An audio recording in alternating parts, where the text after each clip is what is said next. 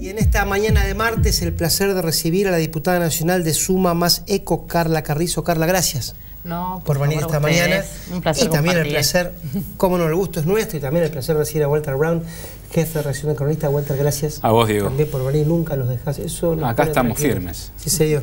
Como rulo de estatua, hablando de el hombre enrulado que a ustedes a nivel porteño casi los deja a la puerta de la jefatura de gobierno, y qué de esa elección a ustedes los potencia camino a octubre.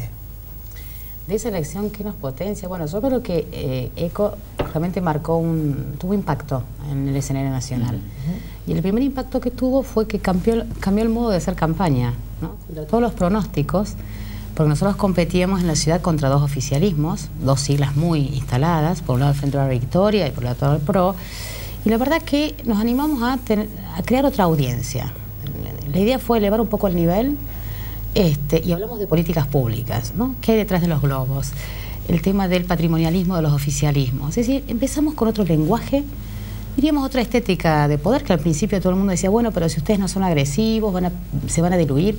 Y realmente fue un resultado muy interesante. Y yo creo que eso impactó también en la escena nacional, porque aunque hoy no sabemos si tenemos debate, lo cierto es que elevó un poquito el umbral de qué tenían que hablar los políticos o qué esperábamos nosotros que nos dijéramos. Entonces yo creo que obviamente la elección de la ciudad marcó un anticipo de lo que podía ser la elección presidencial, y yo me lamento, obviamente, que en la ciudad no haya habido un debate. Por eso a veces me sorprende que mucha gente, digamos, del PRO se sorprenda de Scioli. Nosotros nos hubiese encantado que la Reta pudiera debatir, porque está comprobado que cuando las elecciones son competitivas, realmente los debates inciden en ese porcentaje de elector que es más difícil de convencer, porque es más sofisticado, porque prefiere votar eligiendo.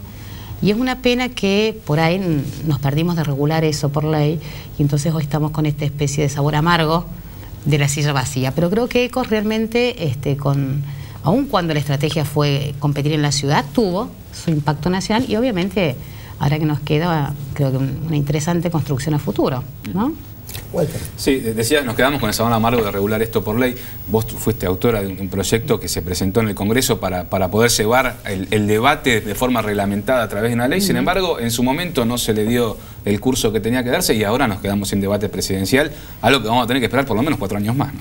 Sí, la verdad una pena, Walter, pero ahí hay responsabilidades compartidas. Porque ahora está de moda un poquito en el tramo de campaña electoral, sabemos que todo tiene una intensidad un poquito no desmedida. Lo cierto es que en la primera parte del año, el primer aliado para tener este dictamen que tuvo ahí de convertirse en ley, si no fuese por ahí que el oficialismo cambió de estrategia y en lugar de hacer de la palabra el recurso del poder está haciendo el silencio, lo cierto es que el oficialismo nos dio mucho ímpetu para llevar esto con ley. Y creo que también la oposición ahí no tuvo la sagacidad, tal vez porque estaba en otro proceso, y delegó un poquito la realización del debate en Argentina Debate, que está muy bien, es un grupo de ONG, la verdad que es un grupo, digamos, que tuvo una inquietud pública, pero no es lo mismo ser descortés con un grupo de ONG o un canal de televisión que violar una ley. Entonces yo creo que ahí un poquito ocurre como lo que hemos visto en este ciclo de fortalecimiento del kirchnerismo, que la oposición le falta sagacidad para enfrentar un oficialismo, que de los oficialismos uno espera lo que espera de los oficialismos, conservar el poder y eventualmente jugar con un margen de coyuntura. Pero la oposición me parece que no tuvo la sagacidad, delegó en Argentina Debate, tal vez porque especuló, y hoy nos quedamos sin debate. O sea, primera cuestión, hay un dictamen, hay un consenso, si el oficialismo quiere, podemos tener ley este año, eventualmente para regular un debate presidencial obligatorio en la segunda vuelta si hay. O sea que si hay voluntad política, podemos sancionarla este año si hay segunda vuelta. Veremos qué ocurre. Ahora, ¿qué decía, diputada, el proyecto de ley que usted presentó? ¿Qué reglamentaba esta discusión? Porque yo escuché a oficialistas, a Aníbal Fernández entre ellos, decir que para nada un candidato del oficialismo se iba a enfrentar al resto que él suponía iban a ser, pongamos, 6 contra 1. ¿Qué decía el reglamento de la ley que usted presentó? Y el reglamento de la ley, como toda ley, si hay una ley que es pareja no es rigurosa, preveía 2 debates. para evitar estos dos escenarios que teníamos. Porque el escenario que teníamos era un debate en TN con los más posicionados y un debate más inclusivo con todos los que salieron de la primera vuelta.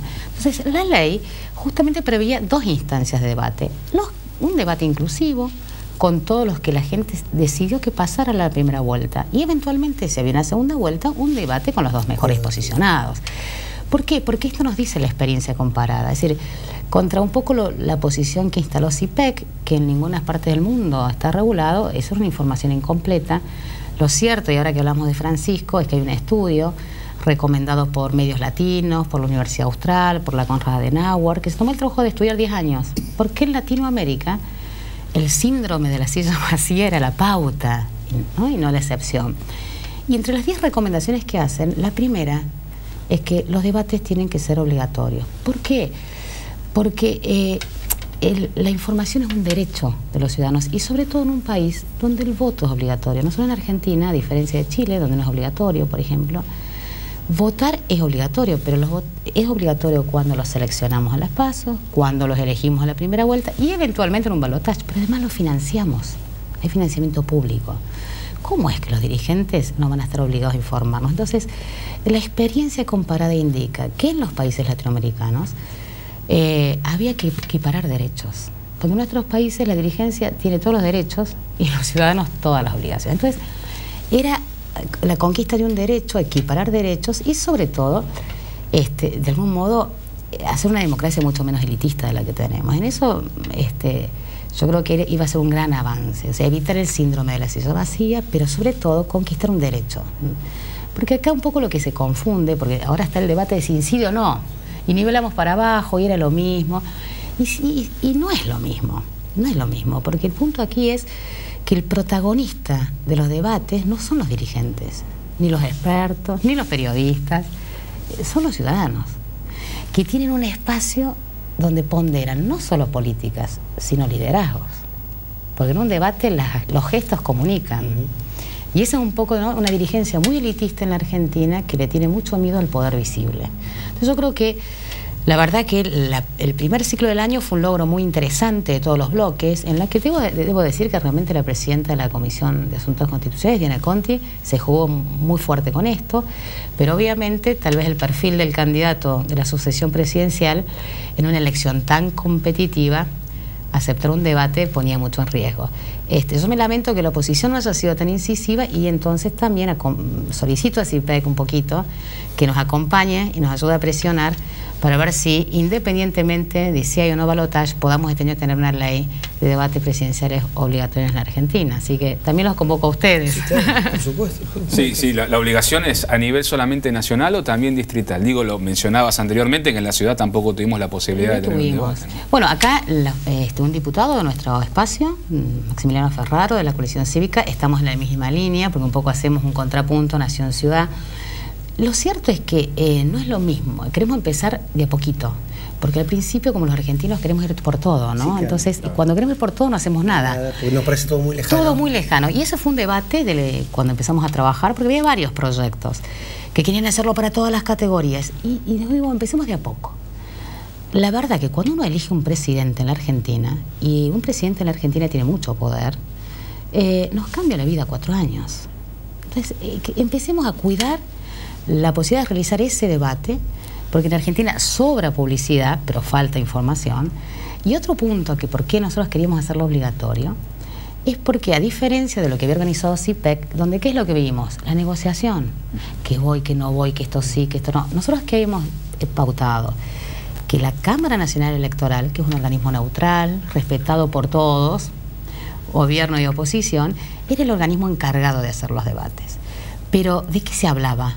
Se hablaba no de lo que negociaban los dirigentes, se hablaba de lo que la ciudadanía quería. Y entonces ahí, como la Cámara Nacional Electoral tiene el registro de las encuestas, que este año estuvieron muy mal, pero siempre ganan mucha plata en los procesos electorales, nosotros aplicábamos el concepto de responsabilidad social empresarial y las obligamos a las encuestas, que habían trabajado mucho en campaña, a hacer una encuesta nacional y que le diera a la Cámara, y por supuesto participaban todas las ONG, la metodología, en fin, eso va variando, periodistas, pero se hablaba de lo que la ciudadanía establecía como ranking de prioridades. Es decir, no es que se negociaba todo. Justamente ayer leía una nota muy interesante de un colega de ustedes, Luis Novarecio, que pregunta, Argentina debate, estaba todo tan arreglado que prácticamente era una ratificación de comunicaciones oficiales, tanto del gobierno como de la oposición. Entonces, ¿por qué queríamos obligatorio?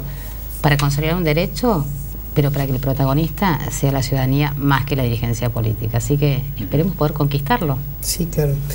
Diputada, investigamos porque Google es nuestro aliado, no siempre bueno, pero bueno, por lo menos ayuda.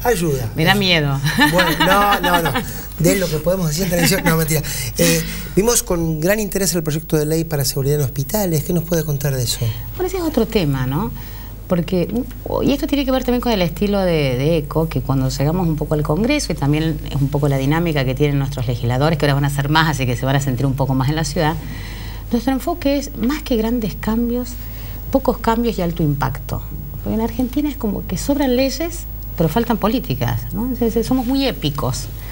Y entonces, lo que vimos es que obviamente el hospital público está en Argentina absolutamente abandonado en el sentido del cuidado. Y los médicos están expuestos a todos. Los médicos tienen que resolver todo, pero además su propia seguridad, porque la seguridad que ofrecen las fuerzas de seguridad en los hospitales es sobre las cuestiones, sobre las cosas y los objetos, pero no sobre las personas. Y lo que estamos viendo, y sobre todo el grupo de médicos asociados, digamos, de la capital federal, es que había 80 denuncias, digamos, en menos de meses de situaciones de violencia donde cada hospital más o menos ad hoc resolvía un protocolo.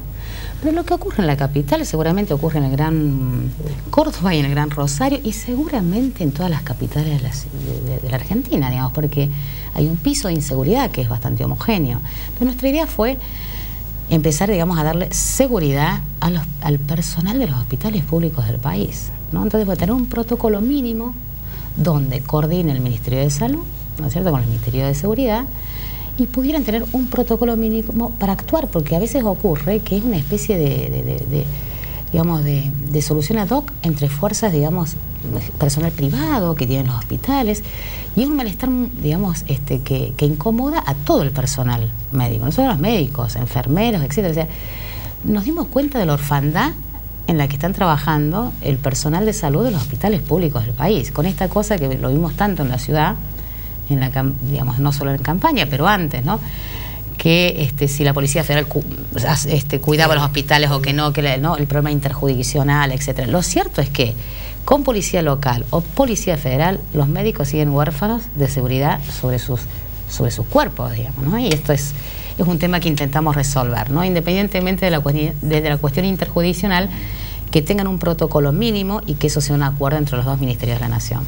Carla, gracias. Esperemos que resulte. Por venir esta mañana, sí, abogamos por eso y también por los debates, porque yo creo que son dos iniciativas que realmente valen la pena. Te agradecemos mucho por estar aquí. No, gracias a ustedes. Walter, no te vayas, ustedes tampoco. Una pausa y continuamos con el programa.